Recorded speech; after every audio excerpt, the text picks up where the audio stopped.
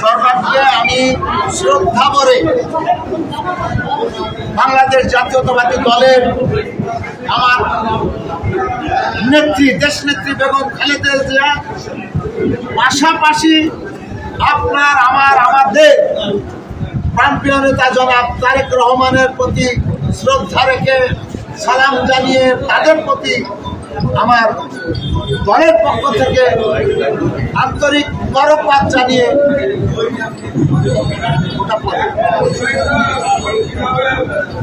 শ্রদ্ধা জানিয়ে আজকে আমার এই মনোনয়ন প্রাপ্তির ব্যাপারে তাদেরকে দলের পক্ষ থেকে আন্তরিক মোবারকবাদ এবং ধন্যবাদ জানাই।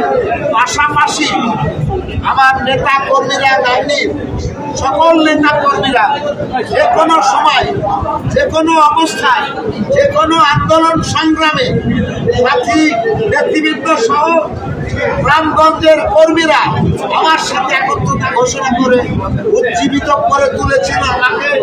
আমি সকলের সহায়তায় সকল কর্মকাণ্ড করার কারণে আমার বিশ্বাস দলের তদন্ত কমিটির বিচারে আমরা হয়তো দল বাংলির আমার সমর্থিত মানুষদেরকে নিয়ে আমরা এগিয়ে গিয়েছি, তাই আজকে হয়তো এই মনোনয়ন আমাদের পক্ষে পাওয়া সম্ভব হয়েছে।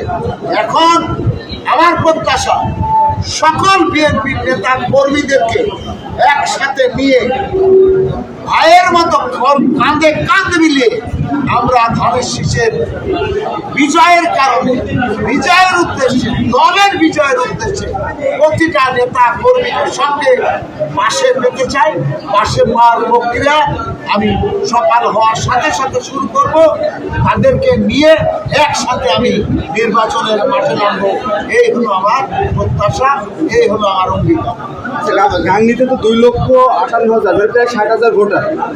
এই ভোটারদের উদ্দেশ্যে আপনার শেষ বার্তাটা কি? যেহেতু মনোনয়ন আপনি পেয়ে গিয়েছেন, এখন শেষ বার্তাটা কি ভোটারদের উদ্দেশ্যে? ভোটারদের উদ্দেশ্যে আমার শেষ বার্তা, আপনারা বিবেকবান মানুষ, আমার বিএনপি ছত্রছায়ায় যে ভাইয়েরা আছেন তারা তো আমি ভাবতেই পারি তারা বিএনপির মানুষ, বিএনপিকে ভোট দেবে।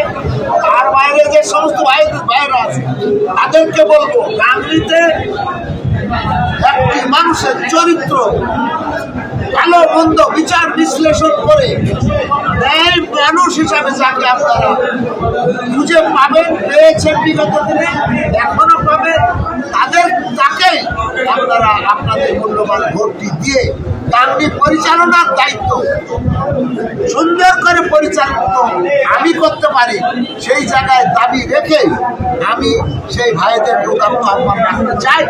আমার বিষয়টা আপনারা সুন্দরভাবে বিচার বিশ্লেষণ করে যদি আপনাদের মনে হয় আমি আমজাদ একটু খারাপ মানুষ নই, ভালো মানুষ, তাহলে আপনারা আমার সপক্ষে আমাকে বুদ্ধি দেবেন, আমাকে ভালোবাসবেন, আমাকে ভোট দেবেন।